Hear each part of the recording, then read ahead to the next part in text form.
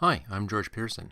In this Adobe Photoshop CC video, I'll be showing you how to make custom snowflake paintbrushes. If you enjoy this video, make sure you click the like button and also subscribe to my channel. If you want to learn a lot about Photoshop, learn how to use the whole program, take a look at my complete training and you'll find links for that in the description. Okay, let's get to it.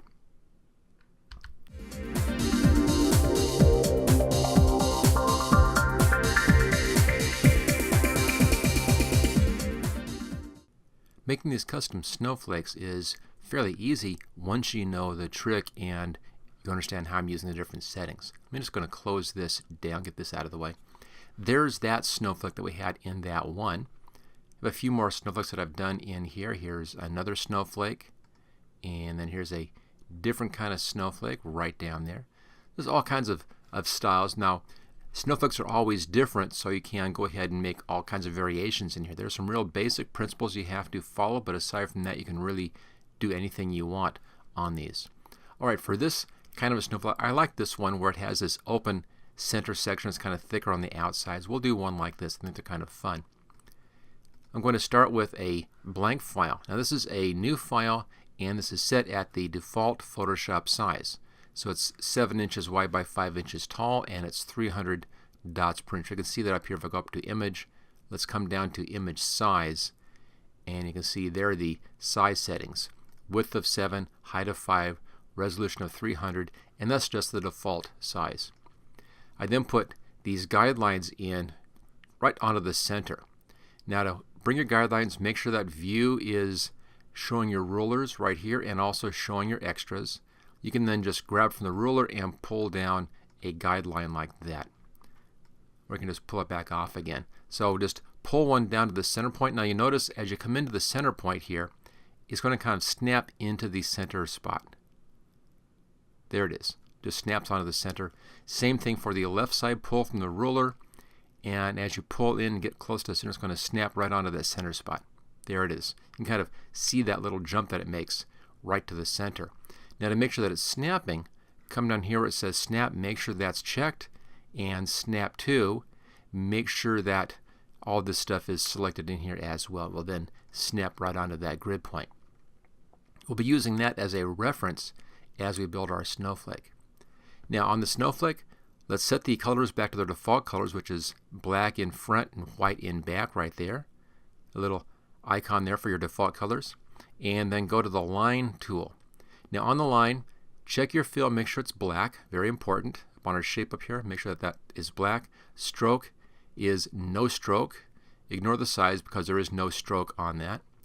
And then over here, right hand side where it says weight, I have this set at 25. Anything I've found from 10 up to like 75 will actually work on these things. The 25 weight for the line is what I used on this snowflake. And the one right down here, I used a 50 pixel line for that one. A little thicker, a little heavier look on the 50. There's the actual snowflake lines right there. You can see that. And then a little thinner here, 25 for this look. There's the actual lines on that one as well. Okay, so we'll be using 25 for this. Make a new layer. Just grab a new layer button right there. Here's our new layer. I want to leave a space in the middle alone, so I'll start off right about here, just up a little ways, and then holding down the Shift key, pull straight up near the top. Don't go clear to the top edge, just pull it kind of near the top. Now I notice that my fill color is wrong on this. All of a sudden I'm looking at a white fill color, so let's just change this. I'm going to undo that line. There we go. And let's make sure that the fill is showing black like that. Okay. Fill at black. Do the same thing again and pull that straight up that line. Hold the Shift key down to make sure it's exactly vertical. Now leaving the area here, I want just a little line right down here. Again, hold the Shift key down and pull to the right just a little ways, just like that. Come a little bit above that, hold the Shift key down, come a little bit further out. There you go, that's the bottom section. This kind of fills in the middle section. Now I want to put a couple of little ones in here, then a couple of bigger ones up higher up. For those, again, come right onto the line here, hold the Shift key down and pull up at about a 45-degree angle, and it will bring those in for you just like that. We'll keep that at that locked 45 degrees. And I'll do a longer one here, and I'll do a little longer one right there. These are just kind of past that line. There we go. That's pretty good. So it's a couple of straight ones down here, and then a few of these longer ones right in there. So that's our shape. Now sometimes this will come in as separate layers on your shape, or it'll come in all at the same shape. It depends. If it comes in as separate layers, simply choose all of your shape layers and then right click and then merge shapes. It'll say merge shapes right there.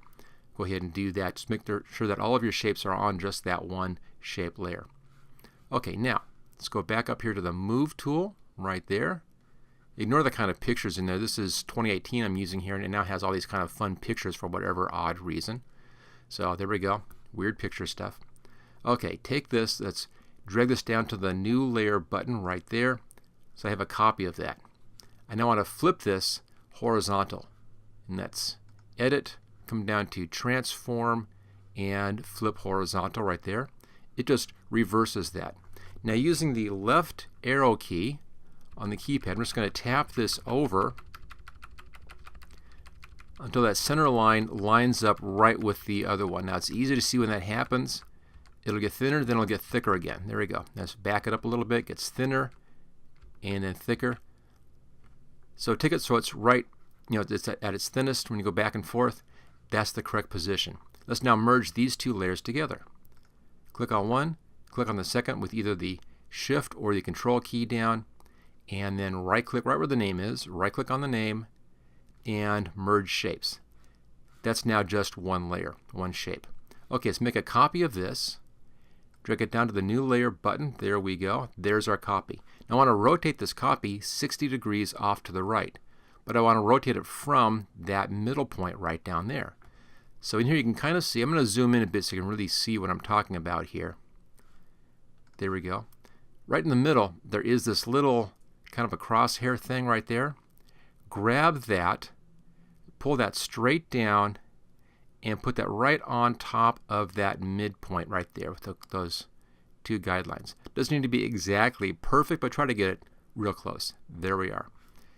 Okay, let's just zoom back out. I'll apply that transformation. Zoom back out just a little bit.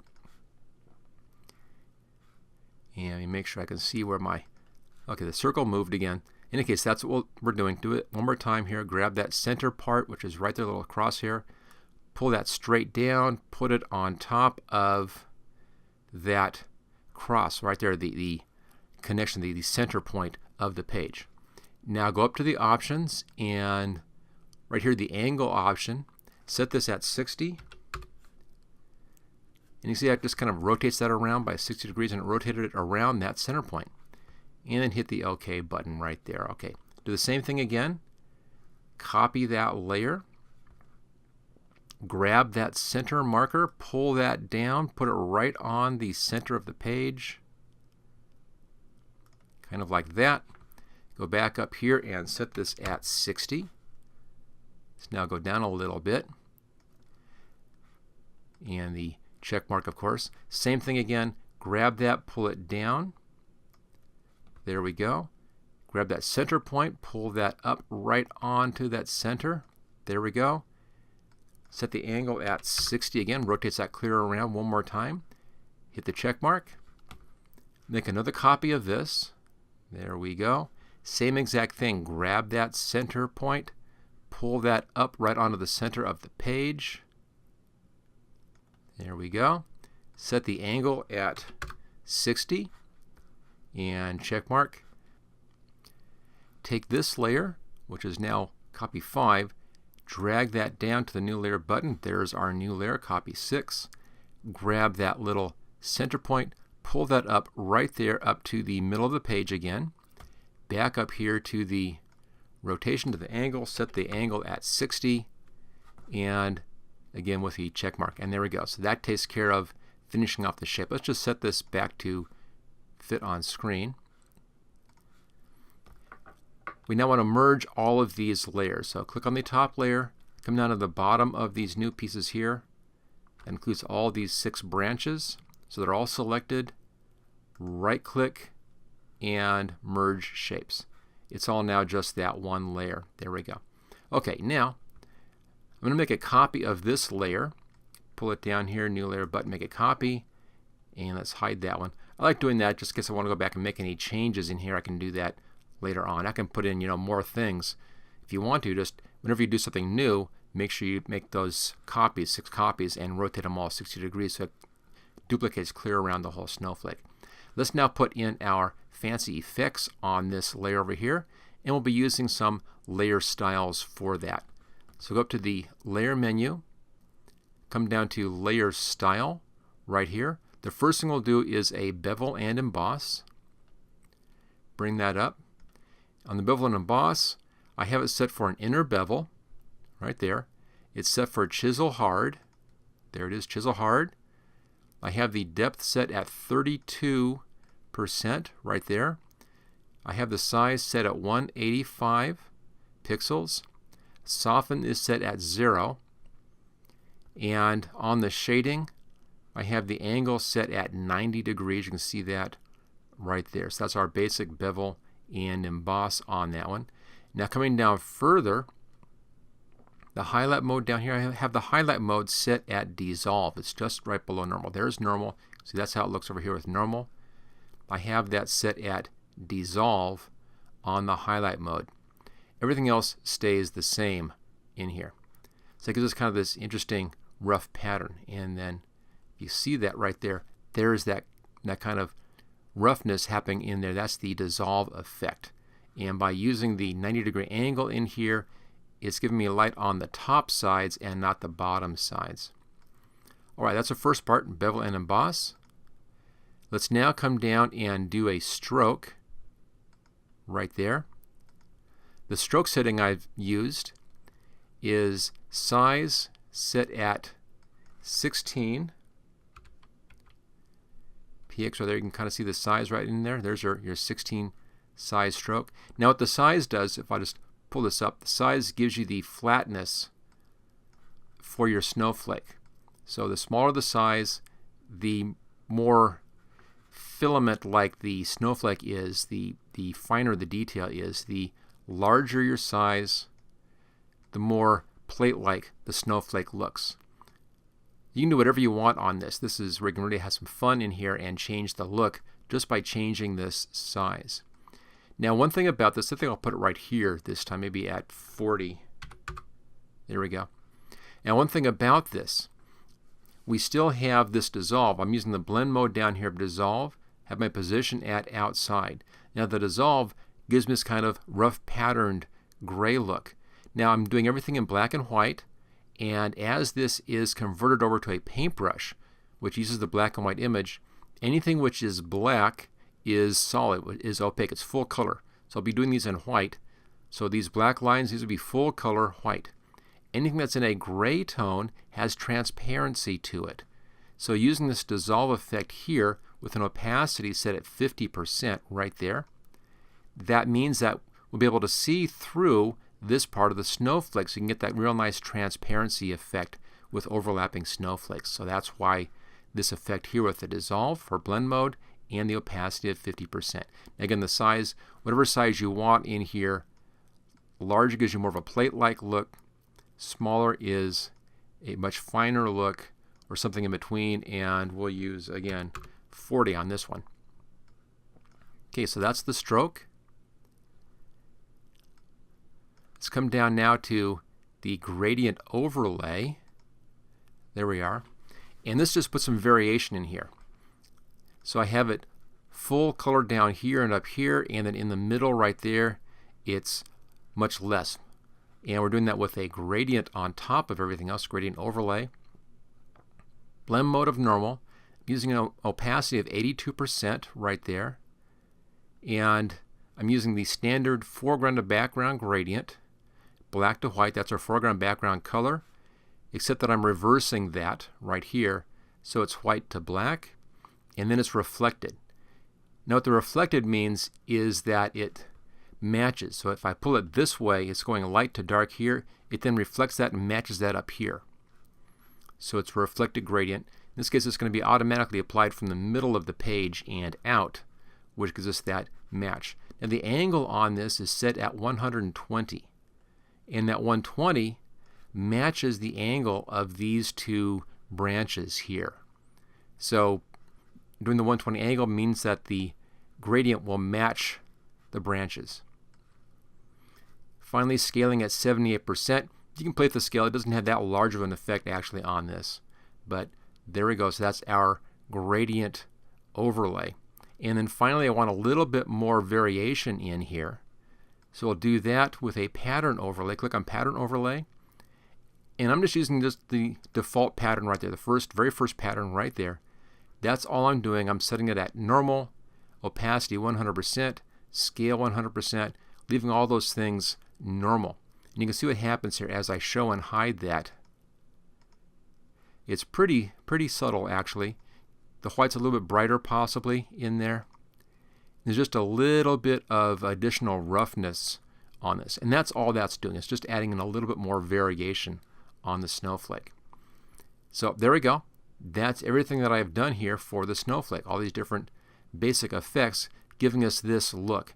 Now this is pretty big. It's almost 5 inches tall, about 4.5 inches tall. That's fine. You want to do your basic brushes that are very large size and then shrink them down as you need. I'm now just going to save this file, little file save. There we are. Let's now convert this over into a paintbrush.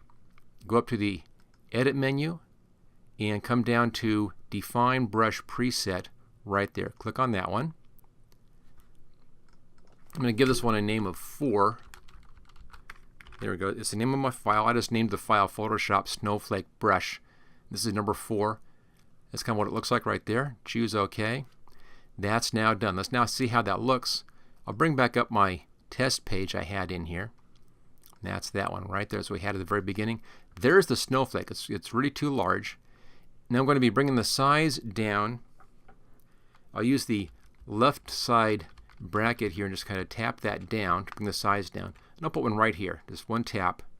Now notice that comes in the wrong colors. Obviously I need to adjust my colors over here. It came in as black instead of white, so let's just undo that one. So make sure that your foreground color is white. There it is. One tap, and there it is with that white. Now to do this kind of fancy fun stuff in here, we need to put some changes here on our brush options for this particular brush. So to do that, I'm first going to make a new clean background here. We'll then play with our brush options. For the background, let's click on our color here. I'm just going to make a copy of that upper left hand corner. It's just kind of a dark blue right there. Choose OK. Let's come down to the bottom. There's our background color, and I'll use my little eyedropper right there, bottom right hand corner. It's just a light blue, so it's a dark blue to light blue gradient. Let's do a new file, File New. Let that open up. We'll do a default size on this one. It says custom here, but it's the standard default size. Click on Create. Let's go to the gradient tool right here. And I'll just pull this down somewhere up here and just down somewhere down there like that. Just giving me a nice dark blue to light blue background. Okay, switch back to our default colors and reverse those. White as our foreground color. Back to our brush. It's still going to be saying that nice snowflake brush. We'll click once right there. There's the snowflake. Let's now put some variations on that. Go up to the window menu and come down to brush settings, or click on the F5 key. Here's our brush settings, and I'll start off with adding in shape dynamics. Take the size jitter, pull it all the way to the right. On the angle jitter, pull that about halfway through, about 50%, halfway through. And then on scattering, pull the scattering all the way to the right. There we go. So shape dynamics, we have size jitter clear up to the top, angle jitter about halfway, and scattering clear to the top. There we go. Now, if I click in here, it's going to be changing the size and rotating the brush around just a little bit each time. And I'll just get varying sizes, or if I pull this, I get this little flurry of snowflakes just like that. Now you can see the transparency happening in here as well, where they're overlapping. Get a real nice overlapping effect. There you go. That's how you can make custom snowflakes here inside of Photoshop. Thank you for watching my video. I hope you found it useful. If you like this video, click on the like button below to let others know. You can click the subscribe button so you don't miss any of my videos in the future. I'm frequently uploading new training videos. Don't forget to check out my website at howtogurus.com.